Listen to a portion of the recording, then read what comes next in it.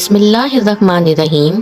جب اللہ تعالیٰ نے قوم بنی اسرائیل کو مصر سے نکالا اور انہیں فرعون سے نجات دے دی تو بنی اسرائیل نے حضرت موسیٰ علیہ السلام کی رہنمائی میں بحر احمر کو پار کیا اور فرعون اپنا لشکر سمیت سمندر میں غرق ہو گیا۔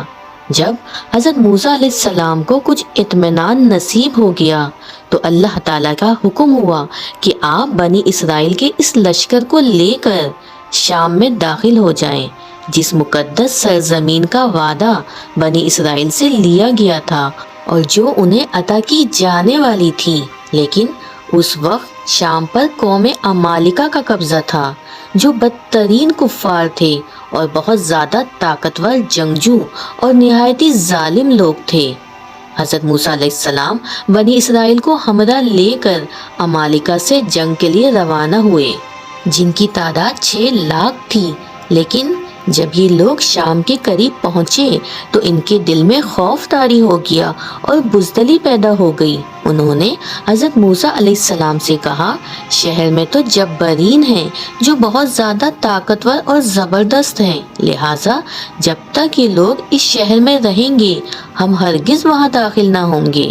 یہاں تک کہ بنی اسرائیل نے حضرت موسیٰ علیہ السلام سے یہ کہہ دیا کہ اے موسیٰ، آپ اور آپ کا خدا جا کر اس قوم سے جنگ کریں، ہم تو یہیں بیٹھے رہیں گے۔ تو بنی اسرائیل کے اس رویے سے حضرت موسیٰ علیہ السلام کو بہت صدمہ ہوا، لہٰذا اللہ رب العزت نے انہیں یہ سزا دی کہ جس وادی میں انہوں نے پڑاؤ ڈالا تھا وہاں 40 سالوں تک وہ بھٹکتے رہے مگر اس میدان سے باہر نہ نکل سکے۔ اس میدان کا نام میدان طیہ تھا، جو 27 میل کے رقبے پر مشتمل تھا۔ روایت ہے کہ بنی اسرائیل کے لوگ سامان اٹھا کر سارا دن چلنے کے بعد رات ایک جگہ پر پہنچتے اور جب صبح ہوتی تو وہیں موجود ہوتے جہاں سے وہ چلے تھے۔ لہٰذا اب بنی اسرائیل اس میدان میں پھنس چکے تھے اور ایک ہفتے میں سب کا سامان ختم ہو گیا۔ تو ساری کی ساری قوم اللہ تعالیٰ سے توبہ استغفار کرنے لگی اور معافیاں مانگنے لگی۔ میدان طیہ میں ہونے والے اس سخت امتحان اور مشکلات کو دیکھ کر حضرت موسیٰ علیہ السلام کو اپنی قوم پر رحم آیا۔ آپ علیہ السلام نے اللہ رب العزت کی بارگاہ میں ان کے لیے دعا کی، لہٰذا اللہ رب العزت نے بنی اسرائیل کے لیے اس میدان میں بے شمار نعمتیں نازل فرمائیں۔ جب بنی اسرائیل کو پیاس لگتی تو حضرت موسیٰ علیہ السلام نے اللہ کے حکم سے اپنا عصا ایک چٹان پہ مارا تو اس چٹان سے بنی اسرائیل کے 12 قبیلوں کے لیے 12 چشمے جاری ہو گئے۔ کیونکہ یہ وادی وسیع میدان میں پھیلی ہوئی تھی لہٰذا سر چھپانے کے لیے کوئی جگہ نہ تھی اور دن کے وقت سورج کی دھوپ اور تپش سے بنی اسرائیل بدحال ہو جاتے تھے، لہٰذا دھوپ سے بچاؤ کے لیے ایک بہت بڑا سفید بادل سارا دن بنی اسرائیل کے لوگوں کے لیے سایہ کرتا تھا۔ اس کے علاوہ رات میں میدان کے بیچوں بیچ ایک چمکدار ستون اترتا تھا جس کی روشنی میں وہ لوگ کام کاج کرتے تھے۔ اس کے علاوہ بھی اللہ رب العزت نے ان پر بے شمار نعمتیں عنایت فرمائی تھیں۔ انہی نعمتوں میں سے ایک نعمت من و سلویٰ تھا۔ دراصل اللہ رب العزت نے ان لوگوں کے کھانے کے لیے آسمان سے 2 طرح کی غذائیں اتاری تھیں، ایک کا نام من اور دوسرے کا نام سلویٰ تھا۔ من شہد جیسی میٹھی غذا تھی۔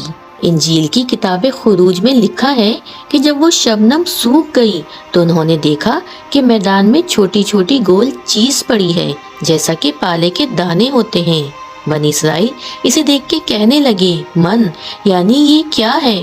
تب حضرت موسیٰ علیہ السلام نے ان سے فرمایا، یہ وہی غذا ہے جو اللہ رب العزت نے تمہیں کھانے کو دی ہے، اور اس نے تم کو پہلے آزمائش میں ڈالا اور تم کو بھوکا رکھا، پھر وہ من جسے تم اور تمہارے باپ دادا جانتے بھی نہیں تھے تم کو کھلایا تاکہ تم کو سکھائے کہ انسان صرف روٹی پہ ہی زندہ نہیں رہتا۔ من دراصل ایک شبنمی گول تھا جس کا ذائقہ شہد جیسا تھا۔ یہ گول وہاں کے پیڑ پودوں کے پتوں پہ جمع ہو جاتا تھا اور بنی اسرائیل روز اسے صبح سویرے جمع کر لیتے تھے۔ اور یہ من ہر شخص کے لیے تقریباً 4 کلو اترتی تھی۔ جو شخص اس وقت سویا رہتا تھا وہ اس دن کی خوراک سے محروم رہتا تھا۔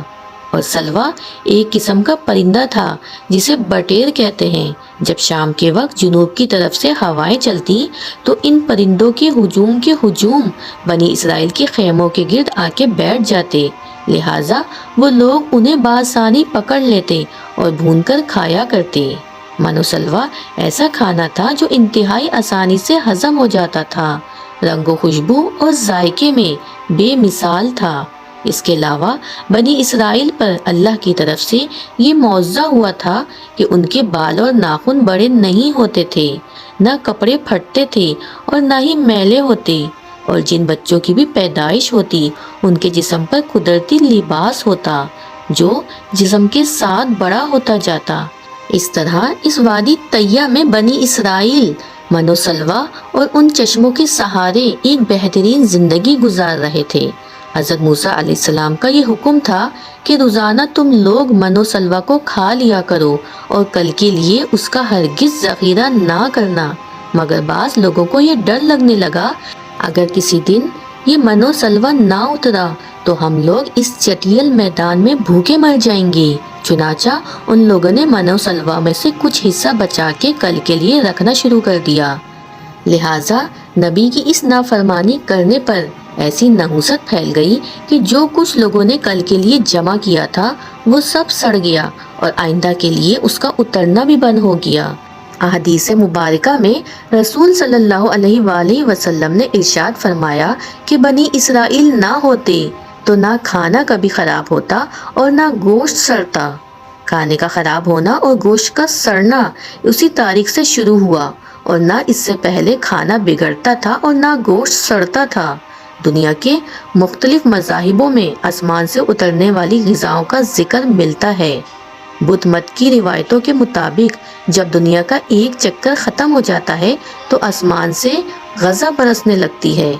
اسی طرح ہندو مذاہب کی کتابوں میں بھی بادلوں سے شہد برسنے کا ذکر ملتا ہے، اور قدیم یونانیوں کے ہاں بھی ایک ایسی آسمانی غذا کا ذکر ملتا ہے جس کا ذائقہ شہد جیسا تھا۔ یہی شہد جب دریاؤں پہ برستا تو اس کا رنگ دودھ کی طرح سفید ہو جاتا۔